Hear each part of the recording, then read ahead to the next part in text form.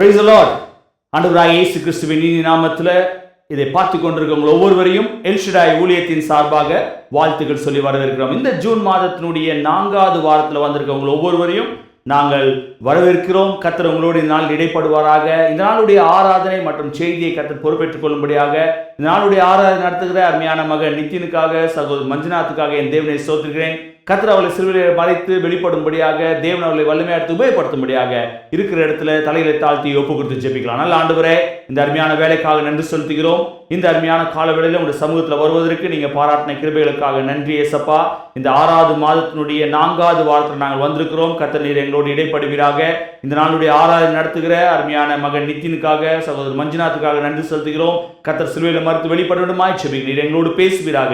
இதை பார்த்து கொண்டிருக்க ஒவ்வொருவரும் நீங்க ஆசீர்வதிங்க, பெரிய காரியங்களை செய்யுங்க. ஆண்டவரே, செய்தி கொடுக்கிற மகனை சிலுவையில் மறுத்து வெளிப்படுங்க. இயேசு மூலமாய் ஜெபிக்கிறோம் நல்ல பிதாவே, ஆமென். இப்பொழுதும் ஆராதனைக்குள்ளே கடந்து போவோம். கரங்களை தட்டி உற்சாகமாய் பாடுவோம். கர்த்தர் பெரிய காரியங்களை செய்வார். ஆமென்.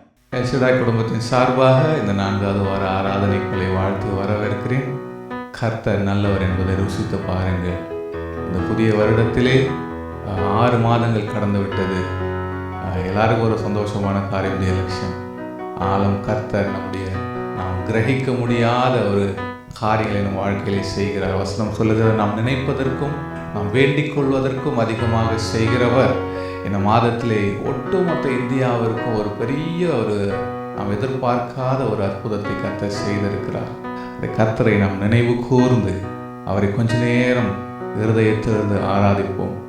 நாம் கிரகிக்க முடியாத காரியங்களை செய்கிறவர், நாம் எண்ணி முடியாத அதிசயங்களை செய்கிறவர், நம்ம நினைச்சு கூட பார்க்க முடியாது அப்படிப்பட்டதான பெரிய காரியங்களை நம் வாழ்க்கையை செய்திருக்கிறார்.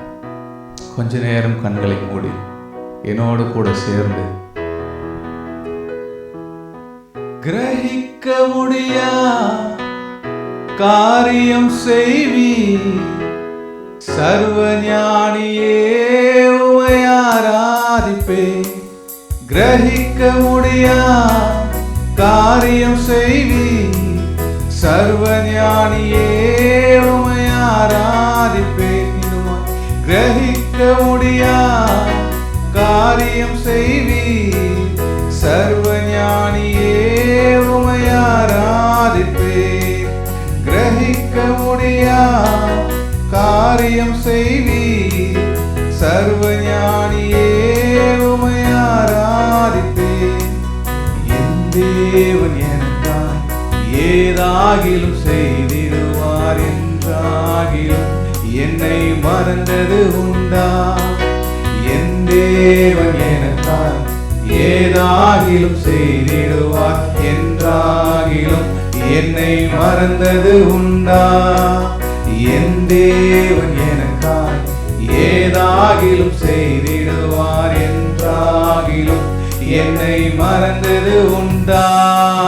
கிரகிக்க முடியா காரியம் செய்வீர் சர்வஞானியே உம்மை ஆராதிப்பே. கிரகிக்க முடியா காரியம் செய்வீர் சர்வஞானியே உம்மை ஆராதிப்பே. மலைகளை பெயர்ப்பீர் என்றார், என் தடைகள் உமக்கு எம்மாத்திரம். மரித்தோரை எழச் செய்வீர் என்றார், நோய்கள் உமக்கு எம்மாத்திரம். மலைகளை பெயர்ப்பீர் என்றார், என் தடைகள் உமக்கு எம்மாத்திரம். மரித்தோரை எழச் செய்வீர் என்றார், என் நோய்கள் உமக்கு எம்மாத்திரம். கிரகிக்க முடியா காரியம் செய்வீர் சர்வஞானியே உம்மை ஆராதிப்பே. கிரகிக்க முடியா காரியம் செய்வீர் சர்வஞானியே உம்மை ஆராதிப்பே. கிரகிக்க முடியா காரியம் செய்வீர் சர்வஞானியே உம்மை ஆராதிப்பே. கிரகிக்க முடியா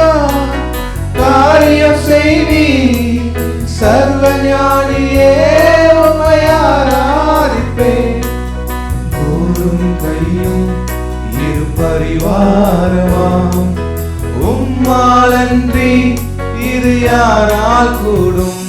வெறும் கோலும் கையும் இரு பரிவாரமா? உம்மாலன்றி இது யாரால் கூடும்? ஆகாயத்து பட்சிகளை போஷிப்பீர் என்றார், என்னையும் போஷிப்பது நிச்சயமே. காட்டு புஷ்பங்களை உடுத்துவதும் நீர் என்றார், குறைவின்றி நடத்துவதும் நிச்சயமே. கிரகிக்க முடியா காரியம் செய்வீர், சர்வ ஞானியே உம்மை ஆராதிப்பேன். கிரகிக்க முடியா காரியம் செய்வீர், சர்வ ஞானியே உம்மை ஆராதிப்பேன். கிரகிக்க முடியா காரியம் செய்வீர், சர்வ ஞானியே உம்மை ஆராதிப்பேன். கிரகிக்க முடியா காரியம் செய்வீர், சர்வ ஞானியே உம்மை ஆராதிப்பேன்.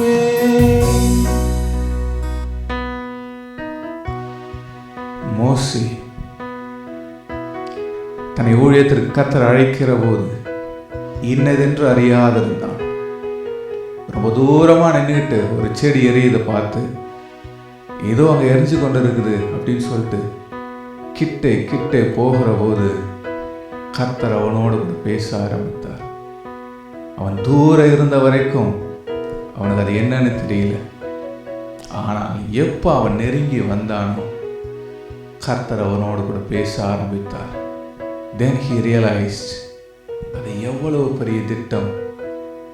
அவன் கிரகிக்க முடியாத ஒரு பெரிய காரியத்தை அந்த இஸ்ரவேலர்கள் மத்தியிலே செய்தது கர்த்தருடைய பராக்கிரமம். இதை பார்த்து கொண்டிருக்கிற தேவ ஜனமே, தூர நிற்கிறீங்களா? உங்களுக்கு கர்த்தர் சொல்லுகிறதெல்லாம் என் கிட்டவா, என் கிட்டவா. உன் காலில் இருக்கிற எல்லா அழுக்கையும் எடுத்து போட்டு என்கிட்ட வந்து நில்லு. I will give you plan. I will give you everything. I'll make your name great. ஏப்ரஹாமுக்கு கொடுத்த வசனம் அதுதானே. உன்னை பெரிய ஜாதியாக்கி ஜனங்களுக்கு மத்தியில் ஒரு பெயரை நான் உயர்த்துவேன். அப்ப ஏப்ரஹாமுடைய நேம் இன்றைய அளவும் கர்த்தர் மத்தியிலே நின்று கொண்டிருக்கிறது. மோசே செய்த காரியம் அவ்வளவு பெரியது. அதனால தான் கர்த்தர் சொல்றாரு, don't stand far away, come closer to me. என் கிட்ட வா. நீ கிட்டே வருகிற நாட்களிலே நான் உங்களோடு கூட பேச ஆரம்பிப்பேன். அப்பொழுது உங்கள் வாழ்க்கையில் நடக்க போகிற ஒவ்வொரு காரியங்களும் அதிசயமாக இருக்கும். நம்ம நினைச்சு பார்க்க முடியாத அளவுக்கு கர்த்தர் ஒரு பெரிய திட்டத்தை நம் கரத்திலே கொடுப்பார். அவர் பராக்கிரமம் நிறைந்தவர். அவர் சகலத்திற்கும் ஆண்டவர். வானத்திற்கு பூமிக்கும் அதிகாரம் உடையவர். அவர் சொல்ல ஆகும், அவர் கட்டளையிட நிற்கும். நீர் சொல்ல மலைகளும் பெயர்ந்து போகும் என்று சொல்லி இருக்கிறாரே. இவர் எப்படிப்பட்டவரோ, காற்றும் கடலும் கூட இவருடைய வார்த்தைக்கு கீழ்ப்படுகிறது என்று ஜனங்கள் அற்புதமாய் பார்த்தனர். That's why he is telling, come closer to me. என்கிட்ட வா. I'll show you who I am. I'll make your name great. ஒரே ஒரு விசுவாசம் உங்களுக்குள்ள இருக்கட்டும். கர்த்தர் எனக்காக எதையாகிலும் செய்வார். என் தேவன் எனக்காய் ஏதாகிலும் செய்திடுவார் என்றாகிலும் என்னை மறந்தது உண்டா? என் தேவன் எனக்காய் ஏதாகிலும் செய்திடுவார் என்றாகிலும் என்னை மறந்தது உண்டா? என் தேவன் எனக்காய் ஏதாகிலும் செய்திடுவார் என்றாகிலும் என்னை மறந்தது உண்டா? என் தேவன் எனக்காய் ஏதாகிலும் செய்திடுவார் என்றாகிலும் என்னை மறந்தது உண்டா? கிரகிக்க முடியா காரியம்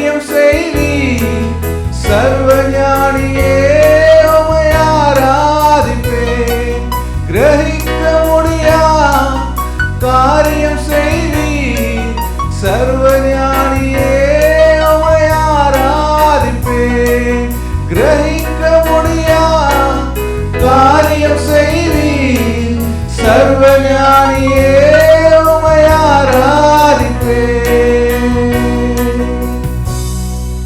நீங்கள் நினைப்பதற்கும் வேண்டிக் கொள்வதற்கும் அதிகமாக செய்கிற தேவன் என் ஆண்டவராகிய இயேசு கிறிஸ்து. இதை பார்த்து கொண்டிருக்கிற தேவ ஜனமே, கர்த்தரிடத்திலே நம்பிக்கையை வையுங்கள். அவர்கள் வாழ்க்கையை ஸ்திரப்படுத்துவார். நீங்கள் நினைப்பதற்கும் வேண்டிக் கொள்வதற்கும் அதிகமான காரியங்களை வாழ்க்கையிலே செய்ய வல்லவராயிருக்கிறார். நல்ல தகப்பன், இந்த காலை நேரத்திற்காக உமக்கு நன்றி அப்பா. கொஞ்ச நேரம் உம்மை நோக்கி ஆராதிக்க கர்த்தர் உதவி செய்தீர், உமக்கு நன்றி செலுத்துகிறோம். நாங்கள் ஆண்டவரே அப்பா தேவரே, தூர அல்ல ஆண்டவரே, நாங்கள் உம்மிடத்திலே கிட்டி சேர வருகிறோம். என் தேவனங்களை சேர்த்துக் கொள்வீராக. என் தேவனங்கள் பெயரை ஆண்டவரே அப்பா தேவரை நீர் ஆண்டவரை உயர்த்துவீராக.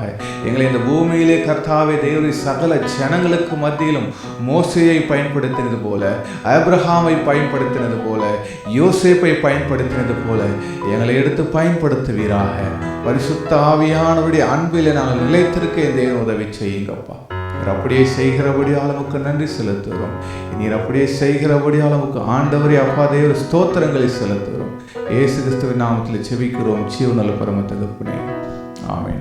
God bless you. God bless you. Praise the Lord. இந்த மாதம் முழுதுமாகவே ஆண்டவருடைய செய்தியை நீங்கள் எல்லாம் கேட்டிருப்பீங்க. எரேமியா 31ஆம் அதிகாரம் 9ஆம் வசனத்தில் நம்ம இந்த வசனத்தை தான் மீண்டும் மீண்டுமாக ஒவ்வொரு வாரமும் வித்தியாசமான கோணங்களில் நம்ம இந்த வார்த்தைகளை நம்ம கேட்டோம். இந்த வாரமும் இதே வசனத்தை நாம் பார்க்க போகிறோம். நம்ம செய்திக்கு போவதற்கு முன்பாக ஜெபித்து விட்டு ஆண்டவருடைய வார்த்தைக்கு நேராக கடந்து சொல்லுவோம். ஆண்டவரே உம்மை துதிக்கிறோம். இந்த நாளிலும் கூட ஆண்டவரே கேட்க போகிற நம்முடைய வார்த்தைக்காக ஸ்தோத்திரம். என் மூலியமாக நீங்கள் பேசுங்க ஆண்டவரே. நாங்கள் என்ன வார்த்தைகளை ஆண்டவரே நீங்கள் எங்களுக்கு கொடுக்க வேண்டும் சித்தம் வைத்திருக்கிறோம், அந்த வார்த்தைகளை கொடுங்க. நம்முடைய கருத்தில் ஒப்பு கொடுக்கிறேன். இயேசுவின் நாமத்தில் ஜெபிக்கிறேன் நல்ல பிதாவே, ஆமென். இந்த நாளிலும் கூட இந்த மாதம் முழுதுமாக நான் ஏற்கனவே சொன்னது போல எரேமியா 31ஆம் அதிகாரம் 9ஆம் வசனத்தை நம்ம மறுபடியும் வாசிக்க கேட்போம். அழுகையோடும் விண்ணப்பங்களோடும் வருவார்கள். அழுகையோடும் விண்ணப்பங்களோடும் வருவார்கள். அவர்களை வழிநடத்துவேன். அவர்களை தண்ணீருள்ள நதிகளன்னைக்கு இடராத செம்மையான வழியிலே நடக்க பண்ணுவேன். இஸ்ரவேலுக்கு நான் பிதாவாய் இருக்கிறேன். எப்பிராயீம் என் சிரேஷ்ட புத்திரனாய் இருக்கிறான். அப்படின்னு சொல்லிட்டு இந்த வாக்குத்தத்த வசனத்தை இந்த மாதம் முழுதுமாகவே நம்ம பார்த்திருக்கோம். இதுல போட்டிருக்க ஒரு 3-4 வசனங்கள், அவர்கள் அழுகையோடும் விண்ணப்பங்களோடும் வருவார்கள். நான் என்ன பண்ணுவேன், அவர்களை வழிநடத்த போறேன். அவர்களை தண்ணீர் உள்ள செம்மையான வழியில அவர்களை வழிநடத்த போறேன். நான் அவருடைய பிதாவா இருக்க போறேன். அவர்கள் என்னுடைய சிரேஷ்ட புத்திரர்கள், அதாவது ஃபர்ஸ்ட் பானா அவங்க இருக்க போறாங்க அப்படின்னு சொல்லிட்டு ஆண்டவர் இங்க வாக்கு தத்தம் பண்ணுகிறார். ஆண்டவர் யாருக்கு இந்த வாக்கு தத்தம் பண்ணுகிறார் அப்படின்னு பார்க்கும்போது, ஏதோ அவர் ரொம்ப நேசித்த யாக்கோபின் சந்ததி, அதாவது இஸ்ரவேல் ஜனங்களை ஆண்டவர் இங்க சொல்றாரு. இந்த வாக்குத்தத்த வசனத்தை எந்த மாதிரியான சிச்சுவேஷன்ல ஆண்டவர் சொல்றாரு அப்படின்னு பாத்தீங்கன்னா, இந்த அதிகாரத்துடைய 31ஆம் அதிகாரத்தை முதல் வசனத்துல நம்ம வாசிக்க கேட்போம்னு சொன்ன ஆண்டவர் சொல்றாரு. முதல் வசனம் ஆரம்பிக்கும் போதே, நான் இஸ்ரவேலை மறுபடியும் கூட்டி சேர்க்க போகிறேன். இந்த இஸ்ரவேல் மறுபடியும் கூட்டி சேர்க்க போகிறேன் அப்படின்னும் போது, இவங்கெல்லாம் வெளிநாடுகளுக்கு நல்ல பிசினஸ் பண்ணி நல்ல சந்தோஷமா இருந்த ஜனங்கள் கிடையாது. மறுபடியும் இவங்களை நான் ஒரு இடத்துக்கு கேதர் பண்ண போறேன் அப்படின்ற ஒரு எண்ணத்தை ஆண்டவர் சொல்லல. அதுக்கு அடுத்தடுத்த வசனங்களை போட்டிருக்கு, இவர்கள் எல்லாம் என்ன வேணாங்கன்னா சிதறி போய் யுத்தங்களும் கஷ்டங்களும் பஞ்சங்களும் இந்த இஸ்ரவேல் ஜனங்கள் அந்த இடத்துல தங்க மூடிய தகுதி இல்லாதவர்களாக மாறி சிதறி போய் வனாந்திரத்தில் ஒளிந்து கொண்டவர்களாக கஷ்டத்தில் எங்கேயோ குகைகளிலையும் அங்கேயும் எங்கேயும் பயந்து போய் தங்களுடைய வாழ்க்கை அடுத்த நிமிஷம் என்னவாக போகுதுன்னு தெரியாம ஒளிந்து கொண்டிருக்கிற நேரத்தில் ஆண்டவருடைய வார்த்தை இப்படி சொல்லுது. இன்றைக்கு நம்ம லைவா இந்த இஸ்ரவேலுடைய இந்த கண்ட்ரியில நடக்கிறதான வார்ஸ் எல்லாம் பார்க்குறோம். இன்னைக்கு அங்கே அந்த இதே இஸ்ரவேல் நம்ம பார்க்குற இதே பைபிள் வசனம் தான் இன்றைக்கும் நடந்து கொண்டு இருக்கிறது. அங்கங்கே எப்போ குண்டு வெடிக்க போகுது, எப்போ உயிர்கள் பலியாக போகுது, அழுகையும் கதறல்களும் தான் இன்னைக்கும் நம்ம கேட்டுட்டு கிடக்கிறோம். இதே மாதிரி சிச்சுவேஷன் தான் அந்த காலத்தில் யுத்தங்களின் மூலியமாக இஸ்ரவேல் சிதறடிக்கப்பட்டதாக அவர்கள் ஆண்டவருடைய வார்த்தைக்கு கீழ்ப்படியாமல் போகும்போது அவர்கள் சிதறடிக்கப்பட்டாங்க. வாசிங்க அந்த 2வது வசனத்தை வாசிக்க கேட்போம். 31 2ஆம் வசனத்தை. பட்டயத்திற்கு தப்பி மீந்த ஜனம் வனாந்திரத்தில் இரக்கம் பெற்றது. மீந்த ஜனம் வனாந்திரத்திலே இரக்கம் பெற்றது. அதாவது இவர்கள் எல்லாம் பட்டயத்துக்கு மரணத்துக்கு பயந்து ஓடி போய் ஒளிந்த ஜனங்களை தான் ஆண்டவர் சொல்றாரு, அவர்களை நான் திரும்பி இங்க கொண்டு வர போகிறேன் அப்படின்னு சொல்றாரு. இந்த அதே அதிகாரத்தை நம்ம இன்னொரு வசனத்தையும் வாசிக்க கேட்போம். வாசிங்க எரேமியா 31ஆம் அதிகாரம் 8வது வசனத்தை வாசிக்க கேட்போம். இதோ நான் அவர்களை வடதேசத்திலிருந்து வரப்பண்ணி பண்ணி அவர்களை பூமியின் எல்லைகளிலிருந்து கூட்டி வருவேன். பூமியின் எல்லைகளில் இருந்து கூட்டி வருவேன். குருடரும் சப்பானிகளும் கர்ப்பவதிகளும் பிள்ளை தாட்சிகளும் கூட அவர்களில் இருப்பார்கள். மகா கூட்டமாய் இவ்விடத்துக்கு திரும்புவார்கள். இங்க ஆண்டவர் ஒரு வார்த்தையை சொல்கிறார். என்னன்னா, இவங்க எல்லாரையும் பூமியின் எல்லா இடத்துல இருந்து நான் கூட்டிட்டு வர போறேன். இதுல பர்டிகுலரா ஆண்டவர் சில பேரை சொல்றாரு. குருடர், சப்பானிகள், கர்ப்பவதிகள், இந்த மாதிரி பெண்கள், கஷ்டப்படுறவங்க அப்படின்னு சொல்லிட்டு ஒரு வல்னரபிள் குரூப், அதாவது இவர்களால தங்களுடைய வேலையை செய்து கொள்ள முடியாம இருக்கக்கூடிய ஜனங்கள் இவர்கள், அதாவது வல்னரபிள் குரூப் அப்படின்னு சொல்லிட்டு சொல்லுவோம். இப்படிப்பட்டவர்களையும் நான் அவர்களை திரும்பி கொண்டு வந்துட்டு அதுக்கப்புறமா தான் அந்த கண்டினியூஷன் வருது. அவர்கள் அழுகையோடும் விண்ணப்பங்களோடும் வருவார்கள், நான் அவர்களை வழி நடத்துவேன் அப்படின்னு சொல்லிட்டு சொல்றாரு. இன்றைக்கு நம்மளுடைய தேவன் எப்படிப்பட்ட தேவன் அப்படின்னு சொன்னா, நீங்க நல்லா இருந்தா அவர் உங்களை வழி நடத்துவார், நீங்க ரொம்ப திடகாத்திரமா இருந்தா அவர் உங்களை வழி நடத்துவார் அப்படின்னு கிடையாது. நம்மளுடைய தேவன் இரக்கத்தில் ஐஸ்வர்யம் உள்ள தேவன். இன்றைக்கு அடிப்பட்டு கஷ்டம், இந்த வசனங்களை பார்க்கிறோம். இஸ்ரவேல் ஜனங்கள் ரொம்ப நொறுக்கப்பட்ட நேரத்துல, ரொம்ப கஷ்டப்பட்ட நேரத்துல, இதுலயும் ஒரு வல்லரபு குரூப் யாருன்னா இந்த சப்பானிகளும், குருடர்களும், கர்ப்பிணி பெண்களும், பிள்ளை இருக்கிறவங்களும், இவங்களெல்லாம் இவர்களையும் நான் கூட்டி கொண்டு வருவேன்னு சொல்றார். நம்மளுடைய தேவன் பலம் உள்ளவர்களை பார்க்கிலும் பலனற்றவர்களை தேடுகிற தேவனாக இருக்கிறார். ஸோ இன்றைக்கு இந்த நாளில இந்த செய்தியை பார்த்து கொண்டிருக்கிற நீங்க ஒரு வேளை யோசிக்கலாம், என்னுடைய வாழ்க்கையில கூட மற்றவர்களை கம்பேர் பண்ணும்போது நான் ரொம்ப பலவீனமா இருக்கிறேன், மற்றவர்களை கம்பேர் பண்ணும்போது நான் தரித்திரனா இருக்கிறேன், மற்றவங்களை கம்பேர் பண்ணும்போது என்கிட்ட பேக்ரவுண்ட்லாம் ஒண்ணுமே கிடையாது, நான் ஒண்ணுமே இல்லாதவனா போல இருக்கிறேன் அப்படி. ஆனா ஆண்டவருக்கு எப்படி என்ன பிடிக்கும் அப்படின்லாம் நீங்க ஒரு வேளை யோசிக்கலாம். இந்த வசனத்தை ஆண்டவர் சொல்றாரு, அழுகையோடும் விண்ணப்பத்தோடும் வருகிற உங்களை இந்த மாதிரி சப்பானிகளாக, குருடர்களாக, அதாவது தங்களுடைய உடல் பலனற்றவர்களாக, தங்களுக்கு உதவி செய்ய முடியாத உங்களையும் என்னையும் ஆண்டவர் என்ன பண்ண போறாராம், செம்மையான தண்ணீர்களுள்ள இடங்களில் நடத்த போகிறார். ஏன் அப்படின்னு சொன்னா, அவர் நம்முடைய பிதாவாகிய தேவனாக இருக்கிறார். பைபிள்ல ஒரு வசனம் போட்டிருக்கு, நம்ம வாசிக்க கேட்போம். வாசிங்க 2 நாளாகமம் 14ஆம் அதிகாரம் 11ஆம் வசனத்தை வாசிக்க கேட்போம். ஆசா தன் தேவனாகிய கர்த்தரை நோக்கி கூப்பிட்டு, கர்த்தாவே, பலமுள்ளவனாகிலும் பலனற்றவனாகிலும் உதவி செய்கிறது உமக்கு லேசான காரியம். இங்க போட்டிருக்கு, ஆசா என்ன பண்றாரு, ஆண்டவர்கிட்ட முறையிடுறாரு. ஆண்டவரே, பலன் உள்ளவனாகிலும் பலனற்றவனாகிலும் உதவி செய்கிறது உமக்கு லேசான காரியமாக இருக்கிறது. இந்த நாளிலே ஆண்டவர் உங்களை ஒவ்வொரு கூட பேசிக்கொண்டிருக்க காரியம், நீங்க பலம் உள்ளவர்களாக இருந்தாலும் சரி, பலனற்றவர்களாக இருந்தாலும் சரி, நீங்க மனம் திரும்பி ஆண்டவரிடத்தில், ஆண்டவரே நீங்க தான் ஆண்டவர் எனக்கு எல்லாமே அப்படின்னு சொல்லிட்டு நீங்க அழுகையோடும் விண்ணப்பங்களோடும் ஆண்டவரிடத்தில் நீங்க திரும்பி வருவீங்க அப்படின்னு சொன்னா, தேவன் நீங்க எப்படிப்பட்டவர்களாக இருந்தாலும் சரி, அந்த வசனத்தை முன்னாடி போட்டிருந்து சப்பானிகளாக இருந்தாலும் சரி, குருடர்களாக இருந்தாலும் சரி, நீங்கள் ரொம்ப வல்னரபிளான ஒரு குரூப்பா எப்படி இருந்தாலும் சரி, நீங்க பலமுள்ளவனாக இருந்தாலும் சரி, பலனற்றவனாக இருந்தாலும் சரி, தேவன் உங்களுக்கு உதவி செய்வது லேசான காரியமாக இருக்கிறது. பைபிள்ல நம்ம கிதியோனை பத்தி நம்ம பார்க்கிறோம். கிதியோன் இருக்கிற கோத்திரங்களிலே ரொம்ப ரொம்ப சின்ன ஒரு கோத்திரத்துல, ஒரு சின்ன குடும்பத்துல, யாருக்கு அவன் அப்படிப்பட்ட ஒரு பர்சன் இருக்கிறான் அப்படின்றது ஊருக்குள்ள ஆள் அடையாளமே தெரியாத ஒரு ஆளா இருந்தவர் தான் இந்த கிதியோன். ஒரு நாள் என்ன ஆகுது, பெலிஸ்தீரியோடைய அந்த கூடாரங்களை போயிட்டு சாப்பாடுக்கு எதுவுமே இல்லாம கோதுமையை, கீழே கிடக்கிற கோதுமையை திருடிட்டு வரலாம்னு சொல்லிட்டு போற இடத்துல அங்க தேவதூதன் அவர்கிட்ட பேசுறாரு, பராக்கிரமசாலியை கர்த்தர் உன்னோடு கூட இருக்கிறார் சொல்லிட்டு. யாரு?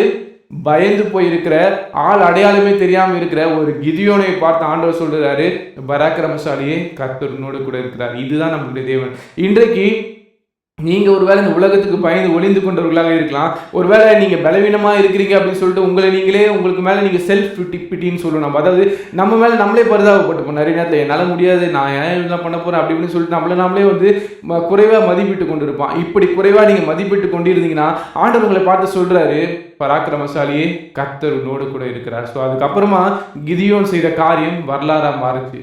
அவர் 300 பேரை கொண்டு ஒரு பெலிஸ்தீருடைய படையை அவர் விரட்டி அடிச்சு ஒரு யுத்தத்தில் வின் பண்றாரு. இன்றைக்கு ஆண்டவர் உங்களை குறித்து வைத்திருக்கிற பிளான் பார்த்தீங்கன்னா ரொம்ப பயங்கரமா இருக்கு. நீங்க செய்ய வேண்டியதெல்லாம் ஒன்னே ஒண்ணுதான், நீங்கள் மனம் திரும்பி அழுகையோடும் விண்ணப்பங்களோடும் தேவனிடத்தில் முறையிடும் போது அவர் உங்களுடைய பிதாவா இருந்து அவர் உங்களை செம்மையான வழியில வழிநடத்த அவர் போதுமான தேவனாக இருக்கிறார். ஸோ நம்ம இந்த நாளில நாம் ஆண்டவரத்தை கேட்க வேண்டியதுதான் ஒன்னே ஒன்றுதான், ஆண்டவரே இந்த மாதம் முழுதுமாக இந்த செய்தியை நான் கேட்டுக்கொண்டிருக்கிறேன், நீங்க என்னை சேஷ்ட புத்திரன், அதாவது என்னை முதல் மகனை போல என்னை ட்ரீட் பண்றீங்க, எல்லாமே பண்றீங்க ஆண்டவரே.